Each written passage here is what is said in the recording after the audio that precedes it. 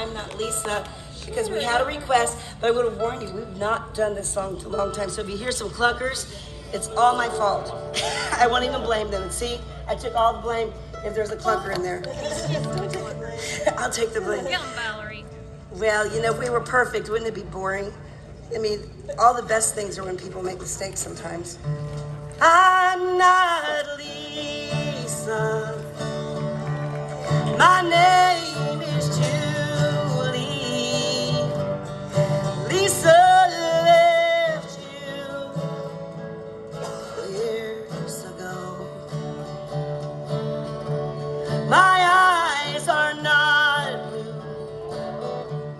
Mine won't leave you till the sunlight has touched your face. He was your morning star. Your smile told of your night. Your love for her grew with each morning sun. And then one winter's day, his hand led hers away. She left you here, drowning in your tears here, where you stayed for years crying, Lisa,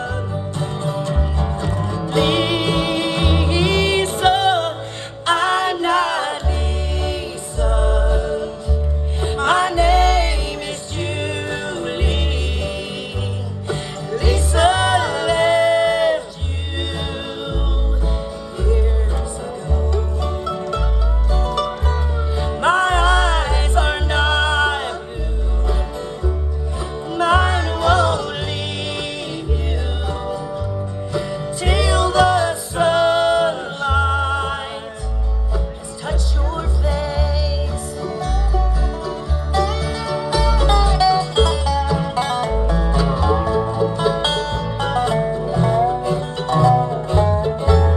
I'm not Lisa.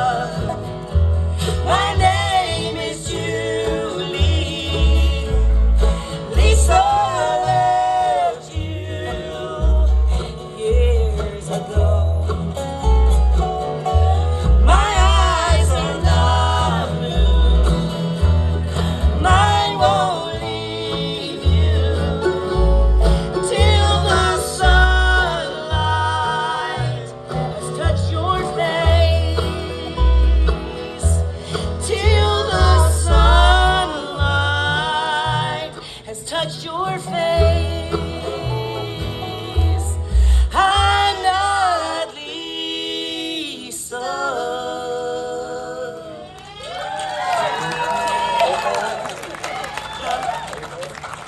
They did it before us on the last set, so we're gonna do a different song. Not long enough. I'm Red Caleb. I'm gonna do one of my only hits in Bluegrass. Is there such thing as a hit in Bluegrass? I don't know. I've been in this business for 30 years. I haven't figured that out. You can say, like, I'm number one on the chart, and, you know, people just look at you like, what does that mean? So I never announce things like that usually, because I'm like, you don't know. I didn't know before I was involved. I'm very proud of this song, though. It is one of the first ones I recorded in Nashville, written by Gillian Welch and Dave Rawlings before they released it. And it was, I'll tell you who produced my first album. It was Alan O'Brien from the Nashville Bluegrass Band, my first 3 albums. How many of y'all remember the Nashville Bluegrass Band? Well, if you don't, look them up because they're awesome, okay? But he was a great, great producer, and he could get me great songs. And Gillian was so kind to give me this treasure of a song. It's called Red Clay Halo. So here and Gillian Welch and Dave Rawlings, by the way, I want to give them a plug. They have a brand new album out. So if you like this song, just look up their music. It's good stuff.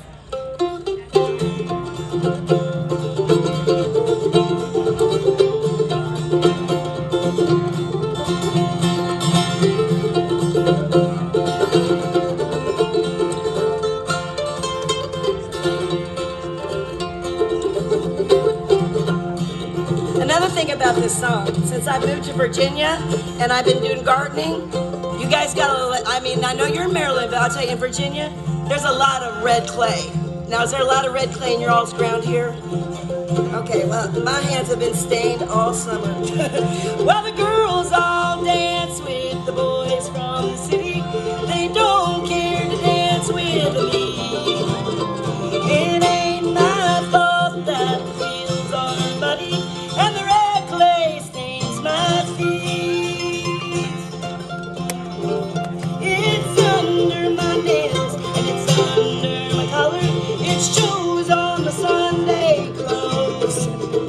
But I do my best with soap and water. But dear, no, dirt won't go. And when I pass through the pearly gates, my gown be gold instead, or just a red clay robe with a red clay wings and a red clay halo for my head. All right.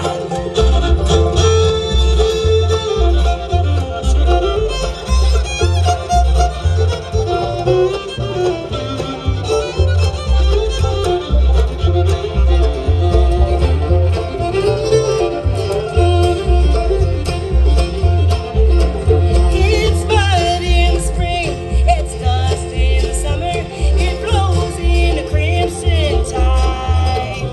Tell the trees and the leaves and the cows are the color of the dirt on the mountainside.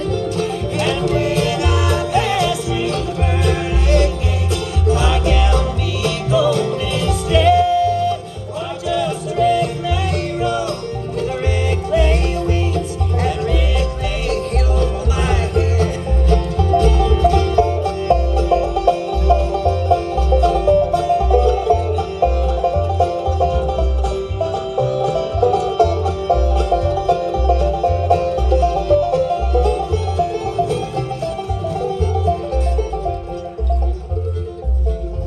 Now Jordan's banks are red and muddy, the rolling water is white. Well, I got no bones, I'll be good muddy when I get to the other side. And when I pass through the pearly gates, my gown be gold instead, or just a red clay robe with a red clay wings and a red clay halo for my head. I'll take the red clay robe with a red clay wings and a red clay halo for my head.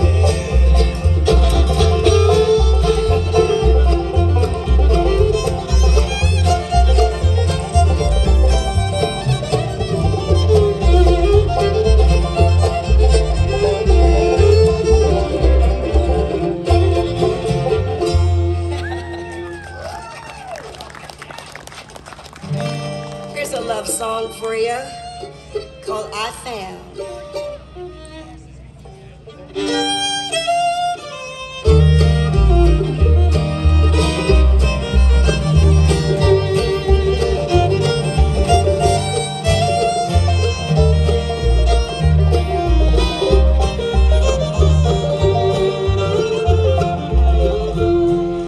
I use you as a warning sign. If you talk enough sense, then you'll lose your mind. I use you as a focal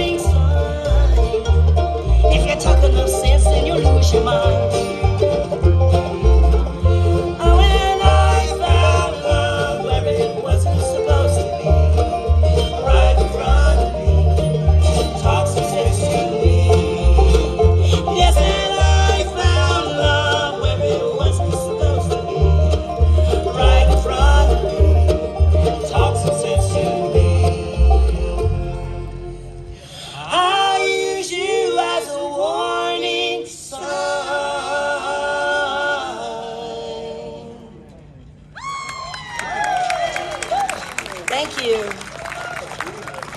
I'm going to pull out a couple more songs from the musical that I wrote, Maggie's Journal. My great-great-grandmother grew up in farm world. I did too, in the middle of Missouri. That's where my folks still live. Where are you from in Missouri?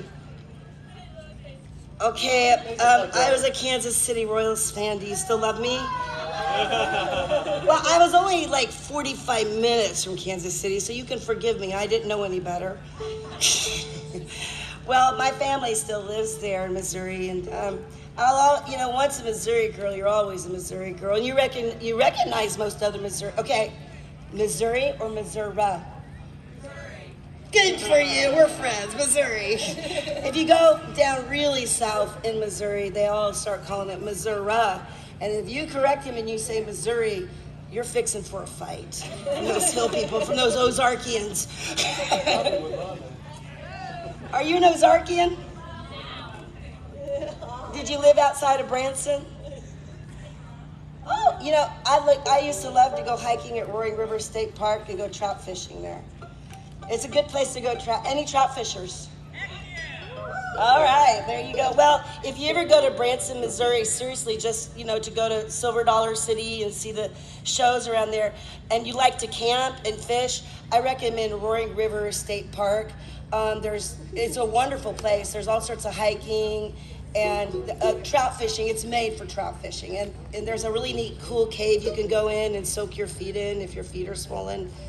Like, I have that problem, so. This advertisement brought to you by the... I know, I'm really a bad performer sometimes, aren't I? It's like I get off task. I gotta stay on task. But anyway, I wrote a musical about my great-great-grandmother, Maggie Brooks.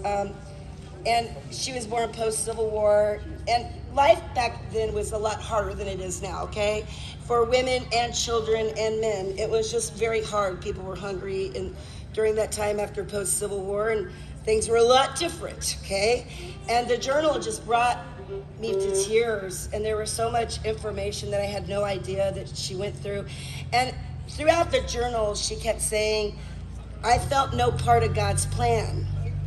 And that would just bring a tear to my eye. I couldn't imagine my poor great-great-grandmother feeling like there was no God's plan for her, because I'm here, my sister's here, my dad's here, my grandma, I thought, and she escaped from a very violent marriage that she was kind of pawned off into back in the day. And the story just blew my mind. And it was a 10-year process to write the music because I did it when I felt that she was near me. I know that's weird, but it had to come from her. And so she does reach a part in her musical where she says that she had a sister named Nora. And she said, boy, was she something else. She wasn't nice. She was mean. She always was, sisters say that about each other sometimes. I have an older sister. And she says, Mama liked her the best. She got the dresses so pretty, and I got the dresses with the holes. And through the whole journal in my mind, according to her story, I think that she wasn't jealous. I think she really felt the truth. But I think jealousy is a complicated emotion. And so I wrote this part of the musical of questioning if one is jealous or is it real. And so that's this whole thing, am I jealous? I hope you enjoy it. This goes out to my great-great-grandmother, Maggie Brooks. I hope you'll like it. Here it is.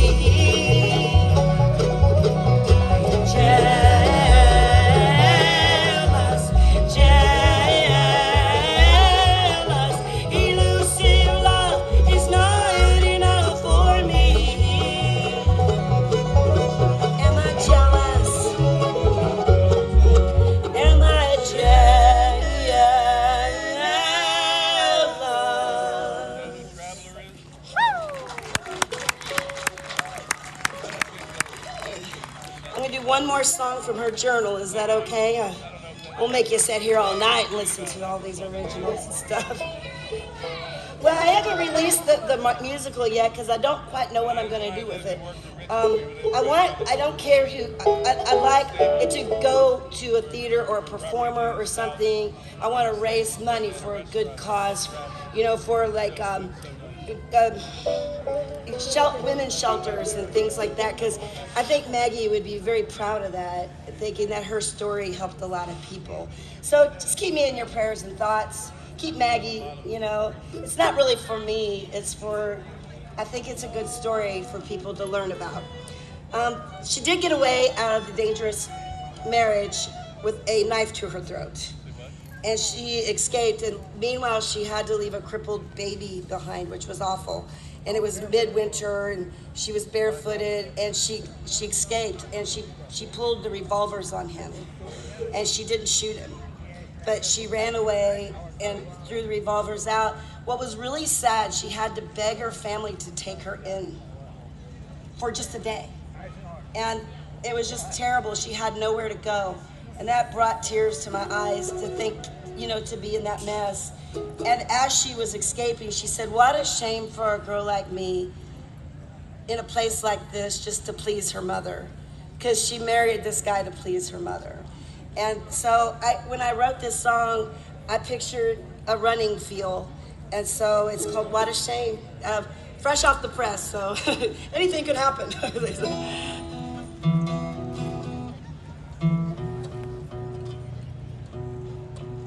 Better? I have to look at them sometimes for tuning because, honey, if I try to, I'm not perfect pitch.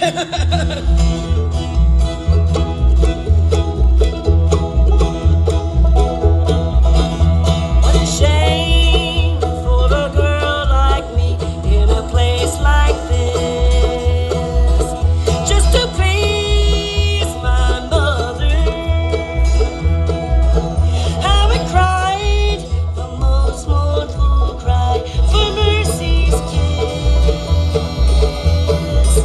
Such a shame for a girl like me. Oh, mother, put a pistol to his head, and Mildred backed and had to shoot him dead. I told him we were done, there's nothing we could do.